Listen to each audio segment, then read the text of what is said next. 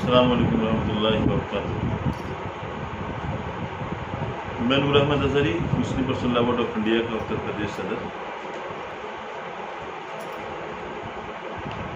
उत्तर प्रदेश के प्रशासन के साथ साथ में अपनी कौम के गयूर और जांबाज साथियों से अपील करना चाहता हूँ। ये दौर बहुत ही पुरफतन दौर है। इस दौर के हालात क्या हैं बताने की ज़रूरत नहीं है। ऊपर से नीचे तक, नीचे से ऊपर तक सिर्फ और सिर्फ मुसलमानों को निशाना बनाने की कोशिश की जा रही है। हर तरफ मीडिया ने मुसलमानों को बदनाम करने का ठेका ले रखा है। अब तो हालात ऐसे हैं कि खुद को चौथे स्तंभ का, देश के चौथे स्तंभ का संवाददाता कहने वाले लोग भी, उनका काम ये रह गया है कि मुसलमानों की छवि को, मुसलमानों की शबीहा को कैसे बदनाम किया जाए। और इसके सिवा कुछ भी नहीं। कहीं भी हमें न्याय नहीं मिलता, कहीं भी, किसी भी विभाग में, किसी भी तरह से हमारे साथ न्याय नहीं हो रहा है। ख़ास तौर से पुलिस विभाग में भी हमारे साथ एक बहुत बड़ा खेल खेला जा रहा है।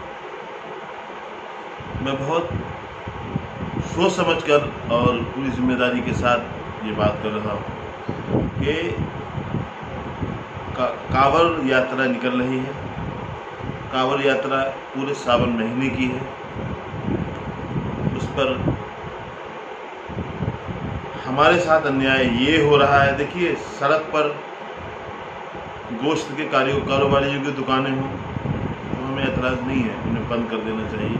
उन्हें उन कांवड़ यात्रियों का लिहाज करना चाहिए। वो लोग इससे परहेज़ करते हैं। सावन के महीने में एक समुदाय गोश्त से दूर रहना चाहता है, ठीक है, आप उसको दूर रखिए, हमें कोई एतराज़ नहीं। उसे बंद आप करवाइए, बंद ना करें तो आप बंद करवाइए। मैं भी पूरी जिम्मेदारी के साथ साथ ये बात बोल रहा हूँ। लेकिन जहाँ पर ना कोई धार्मिक जुलूस है, ना कोई कांवड़ यात्रियों का किसी तरह का जत्था या आने जाने वाले लोग हैं, फिर वहाँ अगर कोई कुछ दुकानें अगर चल रही हैं, खाने की दुकानें चल रही हैं, बाहर से आने वाले लोग खाना खा रहे हैं और वहाँ अगर गोश्त बन रहा है, तो आपको एतराज़ क्या है? उन्हें आप क्यों बंद करा रहे हैं? पूरे प्रदेश का ये हाल है। लखनऊ शहर में नहीं है ऐसा, जो बड़े बड़े शहर हैं वहाँ ऐसा नहीं है। छोटे छोटे इलाकों में, हमारी होम सिटी में हड़काया जा रहा है मुसलमान कारोबारियों को। आखिर क्या वजह है? रमज़ान शरीफ का पूरा महीना होता है। हमारे यहाँ शराब को हराम कहा गया है। पूरी दुनिया में शराब को गलत तो सबने कहा है कि शराब गलत चीज़ है, शराब बुरी चीज़ है। पूरी दुनिया में शराब को किसी ने हराम कहा है तो पैगम्बर इस्लाम ने कहा है। लेकिन हमने कभी रमज़ान शरीफ में आपसे कहा कि आप शराब बंद आप करवाएं, शराब की दुकानों पे आप ताले आप लगवाएं? हमने तो कभी कहा नहीं। और हमारे कहने से कुछ होता भी नहीं, आप मानते भी नहीं। लेकिन हमने कहा भी नहीं। लेकिन क्या वजह है यार कि आप जो लोग आपकी निगाह हमारे खाने पर क्यों आ जाती है घूम करके? चलिए, एक ऐसा पशु है जिस पर आपको एतराज़ है, आपकी आस्था है। हम खोलकर कहते हैं, मुसलमानों से खोलकर के कहा कि उसके आप करीब में ना जाओ, जो प्रतिबंधित पशु है। लेकिन आप दूसरे जो जानवर हैं, दूसरे जो खाने वाली चीज़ें हैं, आप उन पर क्यों पाबंदी लगा रहे हैं? हम मानते हैं कांवड़ यात्रियों को उससे एतराज़ है। जहाँ कांवड़ यात्री हैं वहाँ आप पाबंदी लगाइए, हम आपसे कुछ नहीं कर रहे हैं। लेकिन जहाँ पर ऐसा कुछ भी नहीं है, वहाँ अगर आप ऐसा कर रहे हैं तो ये अन्याय है, इंसाफ नहीं है। इंसाफ का गला उत्तर प्रदेश ही नहीं, पूरे देश में क्यों घोटने की कोशिश की जा रही है? आखिर चारों तरफ से निशाना मुसलमानों को कब तक बनाएंगे? अभी लूलू मॉल के हालात थे, किसने नहीं देखा? वहाँ नमाजी आ गए, उन 18 सेकंड में कोई नमाज होती है? और वो नमाजी आए और उन्होंने वीडियो बना के जारी क्यों की? आपने अभी तक उसकी सही न्यायिक जांच नहीं की है। अंधाधुंध आपने गिरफ्तार कर लिए लोग।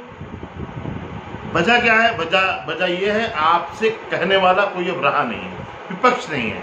आपने राहुल गांधी के खिलाफ ईडी भेज दी, सोनिया गांधी को आपने डरा रखा है, आपने देश के दूसरे विपक्ष के जो नेता हैं उन्हें आपने डरा रखा है, आपने मुसलमानों के घरों को बुलडोज करने के नाम से उन्हें धमका रखा है, आपने और बहुत सारी चीज़ें दे रखी है मुकदमे के नाम से, आपने एनकाउंटर के नाम से मुसलमानों को धमका रखा है। मैं प्रशासनिक अमले से अपील करना चाहता हूँ, ये जुल्म, ये ज्यादतियाँ कब तक चलेंगी? आखिर आप करना क्या चाहते हैं हिंदुस्तान में? आप उत्तर प्रदेश में आखिर कौन सा ऐसा राग अलापना चाहते हैं? क्या आपके मन में है कि मुसलमानों के साथ आए दिन आप भेदभाव कर रहे हैं? थानों कोतवालियों में खुल करके मुसलमानों के साथ भेदभाव हो रहा है। कब तक करेंगे ये? कब तक सहना पड़ेगा हमें? जुल्म की उम्र कम होती है और जुल्म पलटता है तो कोहराम होता है साहब। हम फिर कह रहे हैं आपसे, आप लाख हम पे लगाइए, आप कहिए जिहादी हैं, आप कहिए ये आतंकवादी हैं, आप कहते रहिए। हम अमन के लिए आज भी आपके साथ में खड़े हैं, कल भी हम खड़े थे, आगे भी खड़े रहेंगे। लेकिन अमन, एक तरफा अमन कैसा? आप मुसलमान दुकानदारों को, मुसलमान कारोबारियों को परेशान कर रहे हैं, ये साहब ठीक नहीं है। मैं अपनी होम सिटी पूरनपुर के पुलिस अधिकारियों से भी ये गुजारिश करना चाहता हूँ कि साहिबान, आप इस बात पर ध्यान दें। जो लोग अब आराम से अमन के साथ में अपने इलाके में, जहाँ पर एक मुस्लिम बस्ती है, लोग खा पी रहे हैं, उस पर आपको, हाँ, अगर वो प्रतिबंधित पशु लेकर के आ रहे हैं, तो ऐसा कोई गलत काम कर रहे हैं, तो आप उन्हें ईमानदारी से आप उसकी जांच आप कराइए। अगर उस जांच में वो दोषी पाए जाते हैं तो आपके साथ हम लोग खड़े हैं। लेकिन अगर वो जिन पशुओं पर कोई प्रतिबंध नहीं है, योगी जी ने भी नहीं कहा है कि गोश्त नहीं बिकेगा, योगी जी ने भी नहीं कहा है कि खाने की दुकानें बंद कर दी जाएंगी। ये पुलिस प्रशासन अपनी तरफ से कर रहा है साहब। मैं ज़िले के तमाम ज़िलों के और प्रदेश के डीजीपी महोदय से और एसपी और एसएसपी जो तमाम ज़िलों के हैं उन सबसे गुजारिश करना चाहता हूँ कि इंसाफ को गले से लगाएं, इंसाफ को सीने से लगाएं। ये सरकारें आती जाती रहती हैं, ईमानदारी से आप काम करेंगे, हमारा समाज भी आपके साथ खड़ा हुआ नजर आएगा।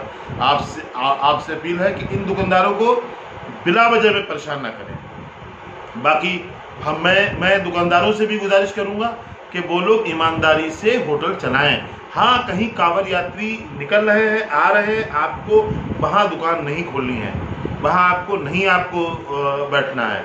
और जहाँ कोई जुलूस, कोई यात्री नहीं आ रहे तो वहाँ आप पर कोई पाबंदी लगे तो हम आपके साथ खड़े हुए नजर आएंगे। अस्सलाम वालेकुम रहमतुल्लाहि व बरकातुहू।